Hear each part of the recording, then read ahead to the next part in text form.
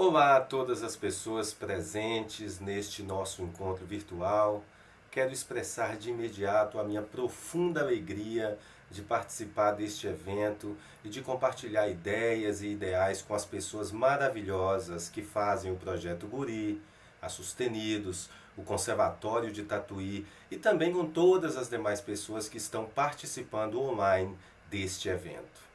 Estou muito honrado de ter sido convidado para fazer esta palestra para um público tão especial e assim, movido pelo entusiasmo de estar aqui com vocês e assumindo a responsabilidade de trazer uma reflexão e uma visão crítica sobre a formação musical na atual conjuntura em que vivemos, defini como foco desta minha palestra o tema Música, Formação e Praxes Decoloniais, por um nós que nos inclua nas praxes educativo-musicais brasileiras.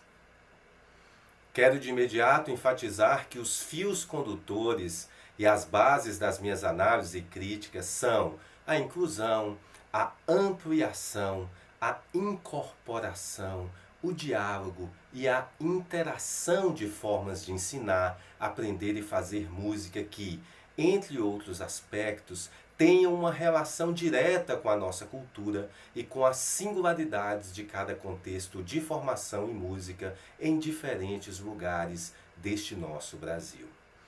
Nesse sentido, apresento, portanto, uma análise e uma crítica que não quer excluir nada e que não é contra ninguém, mas que é a favor de nós mesmos, das nossas músicas, das nossas culturas, das nossas formas de ser, pensar e existir, consequentemente, das nossas formas de fazer, interagir e expressar musicalmente. Começo minha trilha aqui para pensar a música e seu ensino no Brasil, em diálogo com o pensamento de um pensador não brasileiro, pois é no diálogo, na interação e na interculturalidade que sustento as minhas formas de expressão musical e de problematização de aspectos que caracterizam o universo da música. Assim, me acosto à sabedoria de Mahatma Gandhi e com suas palavras destaco que não quero que a minha casa seja murada por todos os lados, nem que as minhas janelas estejam fechadas. Quero que as culturas de todas as terras sejam sopradas para dentro da minha casa, o mais livremente possível. Mas recuso-me a ser desapossado da minha por qualquer outra. É com esse sentimento que acredito que todos e todas nós queremos estar rodeados e rodeadas de músicas de todos os lugares, tempos e culturas do mundo, mas sem ser desapossados das nossas praxes musicais e de suas dimensões formativas. Todavia, as nossas experiências, pesquisas, estudos e reflexões vêm nos mostrando que, assim como aconteceu em diferentes dimensões no Brasil, fomos, muitas vezes no universo da música, desapossados das nossas próprias expressões musicais e ensinados a cultuar, perpetuar e nos rendermos ao universo de outras culturas musicais, principalmente a europeia no passado e, mais recentemente, a norte-americana. Esse foi e é um dos efeitos mais perversos da colonialidade musical que ainda hoje nos assombra. Aprendemos a celebrar um nós que pouco ou nada nos inclui no cenário de ensino de música, sem nos perguntarmos, como sugere o professor Wayne Bowman no texto Who is the We? Rethinking Professionalism in Music Education. Quem é esse nós? O que ele inclui ou exclui no universo da música e por que inclui determinados repertórios e aspectos musicais enquanto exclui outros? Por quem e com base em que esse nós foi definido no campo da música? A análise dessas perguntas nos leva a uma resposta complexa, nem sempre fácil de ser compreendida e aceita. Mas fato é que muitos de nós no Brasil nunca fez parte desse nós que define os perfis de músicas e de estratégias de formação musical que aprendemos a seguir e a reproduzir no país. Vamos refletir com um pouco mais de profundidade sobre essa questão, analisando aspectos relacionados à constituição do ensino de música no Brasil e as heranças coloniais que ainda hoje estão entranhadas nas nossas formas de conceber, fazer, criar, estudar, aprender e ensinar música. É importante termos em mente que muitas das expressões musicais e das estratégias de ensino que se consolidaram no Brasil foram importadas por nós ou exportadas para nós a partir de uma série de valores e características estéticas que aprendemos historicamente a valorizar. Vou citar algumas delas. A supervalorização da música erudita clássica de concerto produzida na Europa Ocidental do passado, principalmente entre 1500 e as duas primeiras décadas do século XX. O uso de métodos de ensino e de materiais didáticos vinculados a essa música, a incorporação do jazz norte-americano que foi institucionalizado e das suas praxes como base para o ensino da música brasileira popular, as formas de organização dos currículos e dos cursos de música em disciplinas, a partir de uma sequência histórica e teórico-gramatical que separa a teoria de prática, entre outras fragmentações dessa natureza.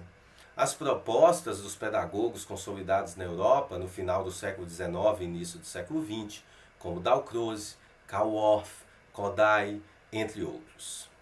Essas praxes são todas resultantes de uma herança que recebemos desde o processo de colonização e que se mantém demasiadamente forte na área de música, mesmo nos dias atuais.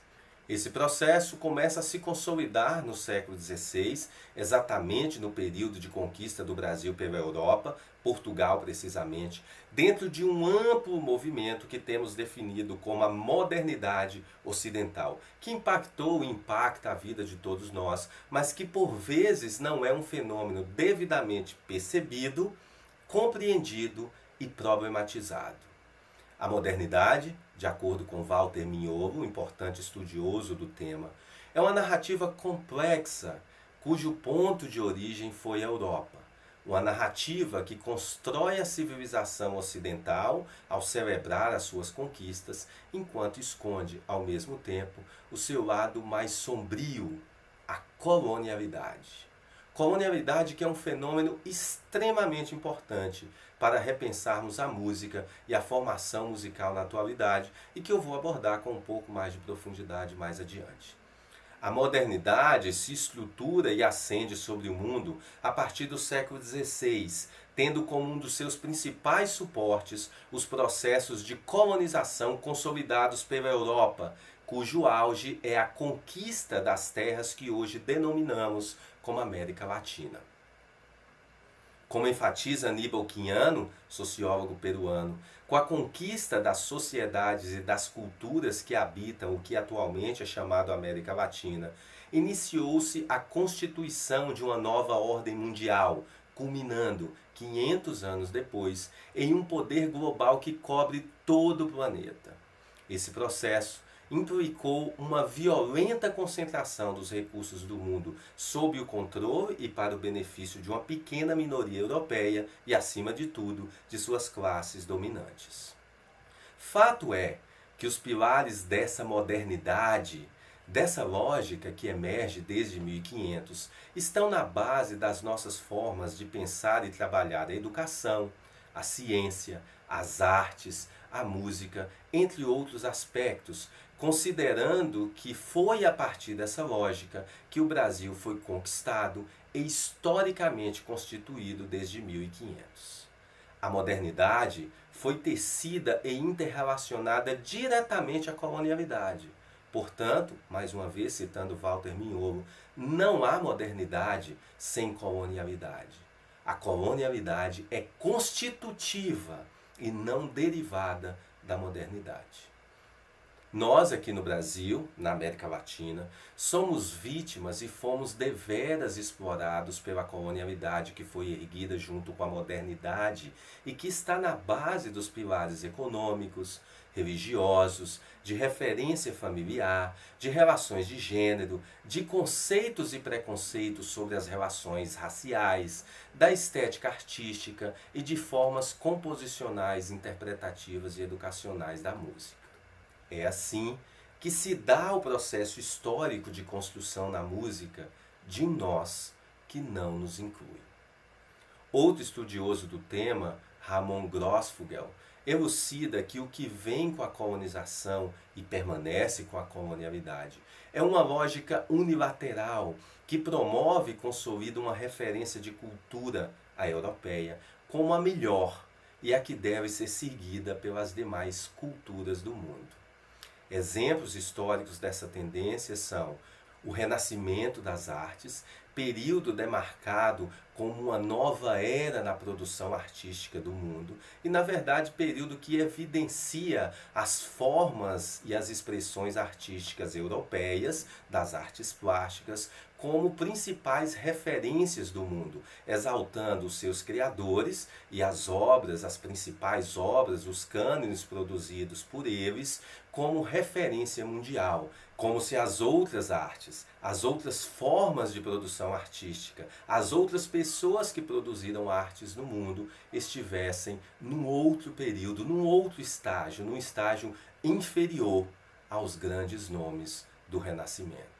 O iluminismo, definidor da ideia de racionalidade a partir da filosofia europeia, movimento que nos mostra e nos liberta de outros valores que não sejam aqueles vinculados à racionalidade europeia. Penso, logo existo. Portanto, o iluminismo é um tipo de referência importante, mas que não pode ser estendido para todas as sociedades do mundo, pois não considera uma pessoa e uma forma de pensar que não sejam necessariamente ocidentais dentro da sua lógica.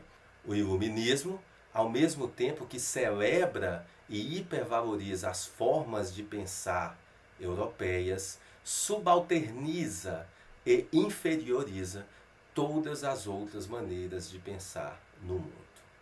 É assim que acontece também com a música, em que a música erudita clássica produzida na Europa Ocidental e os paradigmas decorrentes dessa arte são apresentados como referência universal e como a forma ideal de arte e de música que deveria ser cultuada, perpetuada e reproduzida pelas demais nações. Percebamos como a história da música parece realmente existir em sua plenitude exatamente no período de colonização, 1500. No período da ascensão da modernidade e da construção da colonialidade. Isso porque a música erudita, clássica, é parte desse projeto de modernidade que alicerça e lança sobre o mundo a racionalidade, a sensibilidade, a produção artística e a cultura europeia como referência fundamental da história, das formas de pensar, das formas de organizar, das formas de fazer, das formas de ser, entre outros aspectos dessa natureza. De toda essa conjuntura, o que é importante para a nossa reflexão aqui é compreender o que é colonialidade e quais os impactos desse fenômeno na música e na formação musical, para que possamos, a partir desse entendimento, pensar em música, formação e praxes decoloniais com vistas à construção de um nós, que não abandona essa herança histórica constituída, mas um nós que também nos inclua nas praxes educativo-musicais brasileiras.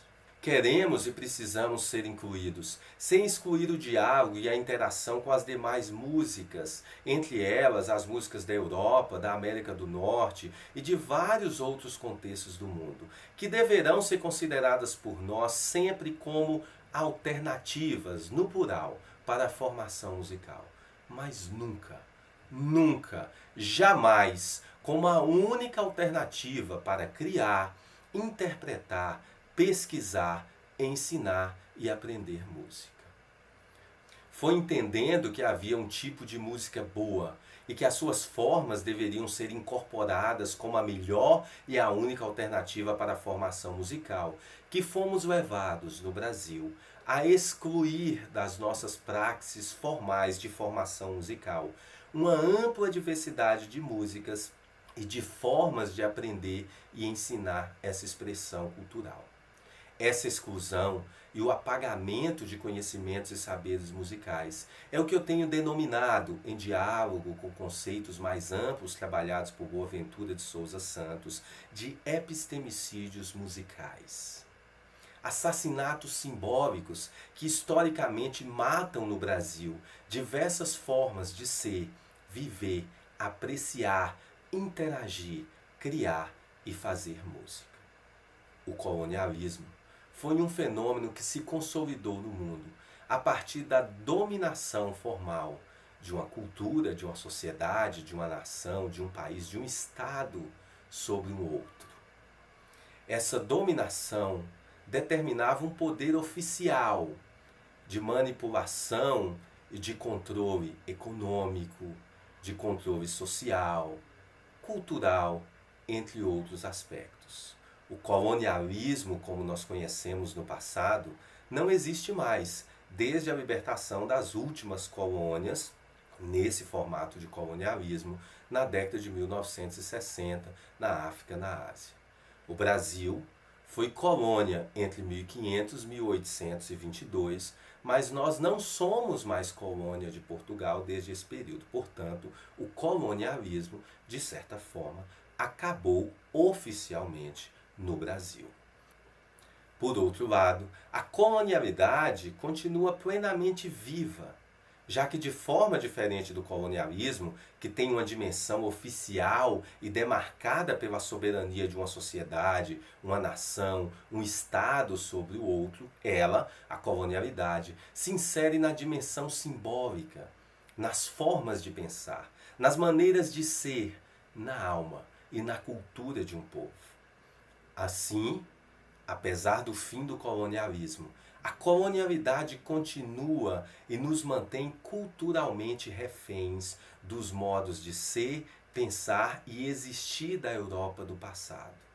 Por isso, a música dessa época e dessa cultura continua extremamente viva e poderosa nos processos de praxis, pesquisa e formação musical. É assim que a colonialidade se caracteriza como a hegemonia de conhecimentos, saberes, comportamentos, valores e modos de agir de determinadas culturas que, impostos a outras, exercem um profundo poder de dominação. Tal dominação faz com que a colonialidade se mantenha, nos termos de Maldonado Torres, extremamente viva em textos didáticos, nos critérios para o bom trabalho acadêmico, na cultura, no sentido comum, na autoimagem dos povos, nas aspirações dos sujeitos e em muitos outros aspectos da nossa experiência moderna.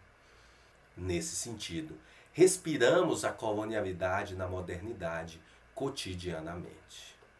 A partir dessas reflexões, uma questão é bastante importante de ser analisada por todos nós. Como a colonialidade afeta o nosso trabalho musical nas escolas de música e em projetos diversos de formação musical que temos no Brasil. Um primeiro ponto importante de ser destacado é de que essa colonialidade tem um impacto muito forte nos repertórios que nós trabalhamos. Seja pela manutenção dos cânones da música erudita europeia, seja pela incorporação dos aspectos principais que estão na base desses cânones como critérios de referência e de valorização para o tipo de música que a gente trabalha. Isso quer dizer que mesmo trabalhando com música brasileira, nós buscamos aquelas que estão ancoradas em critérios de valorização que de alguma forma representam essa herança cultural europeia. Isso quer dizer a música escrita, a música que tem uma certa complexidade harmônica, a música que segue critérios de construção fraseológica que apresentam belas melodias, muitas vezes parâmetros extremamente associados, restritamente associados a esse universo da música erudita. Portanto, os repertórios que nós temos privilegiado estão bastante vinculados aos padrões da colonialidade que ganharam força no cenário musical desde o processo de colonização do país. Uma outra herança muito forte da colonialidade tem a ver com o conceito de música restrito às estruturas sonoras, separando a música de qualquer dimensão social e cultural que faz música ser o que ela é. Um elemento extremamente vinculado à cultura e à sociedade, e algo que não pode ser trabalhado e pensado de forma desarticulada do desenvolvimento humano, social, cultural, entre muitos outros. Ou seja, o som é um elemento crucial da música, a estrutura sonora dá vida à música, mas o que dá sentido, o que dá significado e, portanto, o que está na base do conceito de música são muitos outros elementos. Música é cultura. Uma outra influência muito forte da colonialidade está nas formas de organizar os currículos, seja em um curso de graduação, seja em uma escola especializada de música, um curso técnico de música, um conservatório, seja em projetos sociais diversos.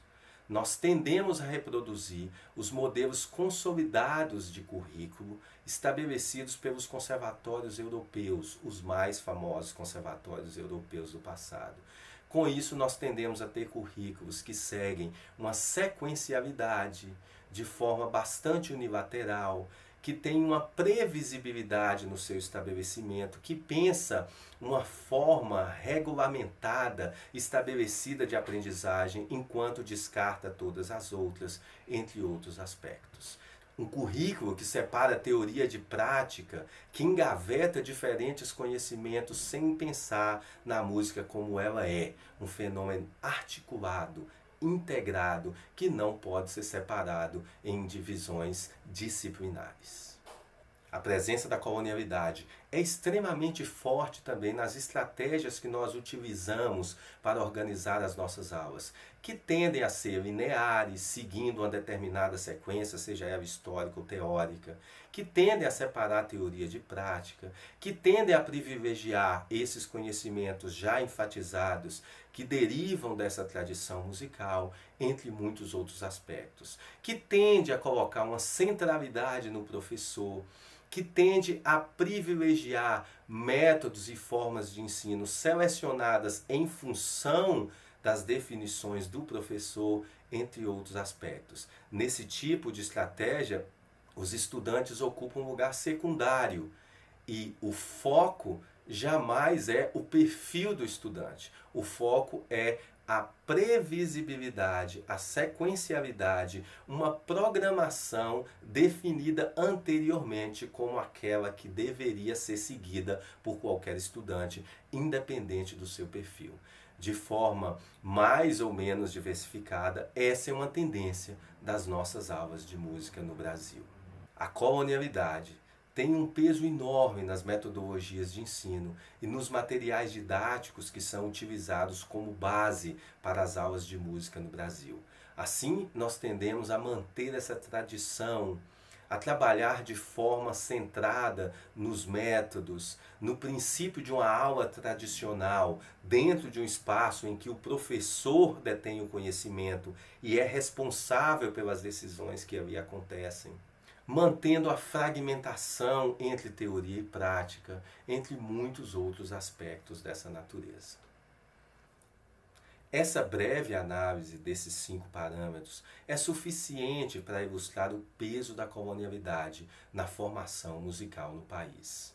Colonialidade tecida por mais de 500 anos de dominação e de hegemonia dos saberes e conhecimentos derivados da música europeia e das suas estratégias de ensino, que precisam ser sim por nós problematizados nos dias de hoje, com vistas à construção de novos caminhos para o ensino de música. A construção de caminhos que incorporem, para além dos consolidados cânones da música erudita ou mesmo da música brasileira, a diversidade do patrimônio imaterial musical do país. Essa é uma importante estratégia para a construção de um nós que nos inclua nas praxes educativo-musicais brasileiras. Assim, como última parte dessa minha análise, trago para o nosso debate a seguinte questão: como trabalhar para a construção de um nós que nos inclua de fato nas praxes educativo-musicais brasileiras? Certamente a análise dessa questão complexa demandaria mais tempo e profundidade do que eu posso investir aqui nesta palestra. Mas eu vou trazer de forma breve 5 parâmetros que podem ilustrar alternativas para pensarmos a formação em música a partir de pilares que transcendem os cânones da colonialidade. Eu vou chamar esses parâmetros de perspectivas decoloniais para pensar um ensino brasileiro de música. Um primeiro parâmetro fundamental para tecermos uma proposta decolonial de formação em música é a incorporação da diversidade do patrimônio musical brasileiro às nossas praxes musicais e de formação musical. Há no país hoje, já revelada por uma ampla literatura produzida no âmbito da música e de outras áreas, uma série de conhecimentos e saberes que nos permitem compreender de forma complexa as músicas afro-brasileiras, as músicas indígenas, as músicas produzidas em muitas regiões rurais do país, músicas urbanas, uma série de práticas da contemporaneidade que têm ressignificado as formas de fazer, os recursos utilizados para a produção, as maneiras e as formas de criação musical, entre outros aspectos. Incorporar a diversidade de música que nós temos no país é uma alternativa extremamente plausível e extremamente rica para consolidarmos uma formação musical decolonial brasileira. Uma outra estratégia para romper com esses cânones dominantes e ampliar as nossas possibilidades é o estabelecimento de diálogos entre os contextos em que se ensina música e as comunidades que circundam esses contextos.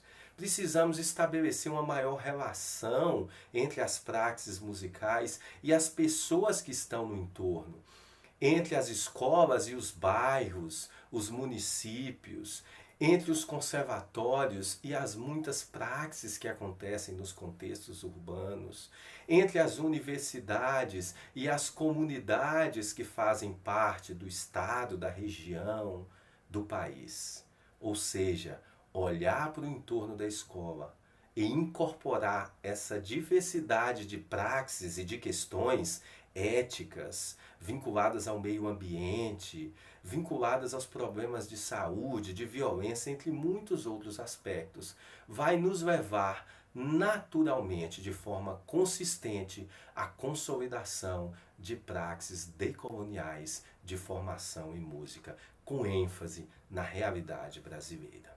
Uma outra forma de incorporar um caminho mais arejado para a formação em música no Brasil é pensarmos no desenvolvimento de estratégias de ensino e aprendizagem da música, que dialoguem com a diversidade de formas de ensinar e aprender música na nossa cultura, sem nos limitarmos aos métodos e modelos da Europa, dos Estados Unidos e de outros contextos internacionais. Ou seja, assim como há uma diversidade de música no que se refere aos repertórios, às estratégias e às estruturações estético-sonoras, há uma diversidade de formas de ensinar e aprender.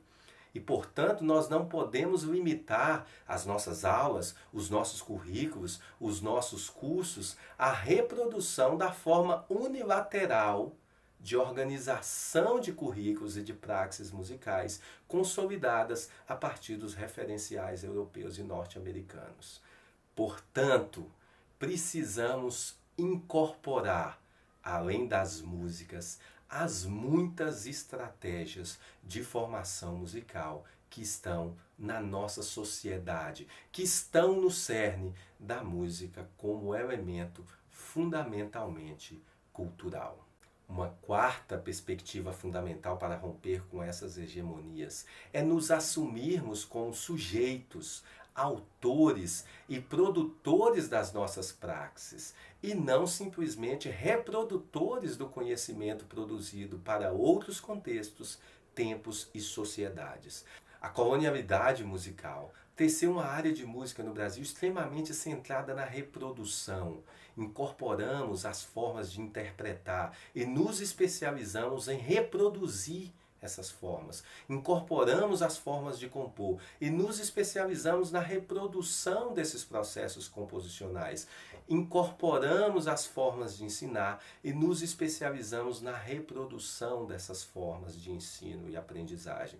Portanto, nós fomos ensinados a reproduzir e não a produzir o conhecimento musical que nós trabalhamos. Assim, somos levados a comprar métodos, materiais didáticos, livros de fora, com a ideia de que nós não produzimos conhecimento sobre música. E virando essa chave, nos tornando, nos assumindo como produtores de conhecimento, nós podemos tecer estratégias extremamente positivas e eficazes para a ruptura com essas dominações coloniais.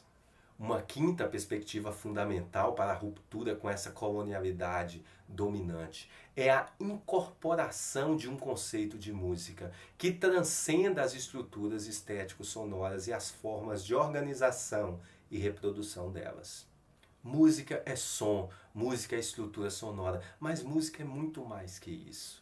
Música está completamente relacionada a uma série de aspectos positivos e negativos do mundo atual. Música tem muito a ver com contextos de violência. Música tem muito a ver com contextos promotores de paz. Música é uma forma fundamental de expressão. Música tem um enorme poder social, para o bem ou para o mal. Portanto, ao incorporar um conceito de música que transcende as dimensões estético-estruturais, nós não só enriquecemos o processo de formação musical, como nós assumimos responsabilidades sociais, entendendo que a música pode contribuir de forma ética para o combate da violência, para promover interações étnico-raciais, para combater o racismo, para combater o machismo, para promover diversas iniciativas que rompam com a violência, para promover uma série de interrelações que, com base na interculturalidade musical, coloque diferentes culturas em contato, interação e diálogo. Portanto, um conceito alargado de música é uma alternativa vital para a construção de praxes musicais decoloniais e para a composição de um nós que nos inclua nas propostas de ensino e aprendizagem no nosso país. Para concluir, quero evocar as sábias palavras de José Saramago de que há esperanças que é loucura ter, pois eu digo-te, se não fossem essas, já eu teria desistido da vida. Muitas das questões, problematizações e proposições que eu trouxe aqui são esperanças que por vezes parece loucura ter. Mas digo a vocês que é por elas que nunca desisti e jamais desistirei de problematizar e propor mudanças que acredito nós precisamos para nos incluirmos ao nós que define as praxes musicais e a formação em música no Brasil. Uma formação em música que, concebida a partir de diálogos e interações com a potencialidade do patrimônio imaterial musical brasileiro, sem se fechar aos demais, possa nos oferecer importantes alternativas para praxes de fato interculturais e decoloniais de formação musical. Penso que precisamos reconhecer a necessidade de reconfigurar as concepções e ações educativo-musicais nas nossas instituições, nos nossos projetos, nas nossas aulas, considerando que essas foram formatadas a partir de traços de colonialidade que, além de marcar a trajetória histórica da institucionalização do ensino de música no Brasil, modelaram e ainda modelam, mesmo nos dias atuais, formas de pensar, conceber e agir de uma parte expressiva dos músicos, musicistas, professores e professoras de música que atuam no nosso país. Essa tendência também inclui profissionais e propostas educativas que, por caminhos diversos, incorporaram perspectivas consideradas mais abertas de formação musical, mas que, em essência, também são parte dos fios que tecem a colonialidade do ensino de música no Brasil. A trajetória de epistemicídios musicais que poderosamente extirparam diversas culturas nacionais fizeram com que músicas de negros, indígenas, pobres, mulheres, homossexuais, entre outras minorias, fossem excluídas da cena de um patrimônio musical que, na sua imaterialidade, é composto por toda essa gama de diferenças. Assim, aprendemos a valorizar e a selecionar para serem ensinadas músicas pertencentes ou relacionadas a grupos privilegiados, sem que a grande maioria de nós fizesse parte deles, que impuseram padrões homogêneos, hegemônicos e unilaterais de dominação cultural. Nesse universo, a música brasileira popular, a música tradicional das culturas populares e a música erudita clássica composta por compositores brasileiros ainda precisam ser reconhecidas, descobertas e incorporadas à cena da formação musical no Brasil. Tais músicas, vivas e em constante processos de ressignificação, compõem um patrimônio intangível que, revelado por estudos e trabalhos que se dedicam à compreensão dessas expressões culturais, pode fornecer importantes bases para um ensino brasileiro de música, mesmo quando ensinamos música que não é necessariamente do Brasil. A reconfiguração do ensino de música, das nossas aulas, dos nossos cursos, passa por novas formas de pensar e combater as exclusões e os limites do nosso conhecimento sobre a nossa própria cultura. Conscientes da colonialidade que nos domina e dos epistemicídios musicais que ainda cometemos diariamente no ensino de música, podemos, e acredito que devemos, a partir de diálogos e interações com o patrimônio cultural e material brasileiro, promover uma formação musical intercultural e decolonial. Uma formação musical que seja integradora, conflitiva em muitos aspectos, problematizadora e capaz de promover diálogos e interações como deve ocorrer em toda praxis educacional intercultural. Tenhamos esperanças para continuarmos acreditando, mais uma vez evocando o pensamento de Saramago, mas também tenhamos coragem para questionar, desconstruir, reconstruir e transformar a realidade institucional do ensino de música no Brasil. Façamos um novo futuro para a formação musical no país. Um novo futuro que só pode ser construído se formos capazes de transformarmos para melhor o presente. Se formos capazes de verdadeiramente nos incluirmos em um nós abrangente, que sirva de base para promovermos a música e a formação a partir de praxes decoloniais. Eis aqui o desafio a ser encarado e vencido com esperança e coragem por todos, todas e todes nós. Muito obrigado pela atenção de vocês.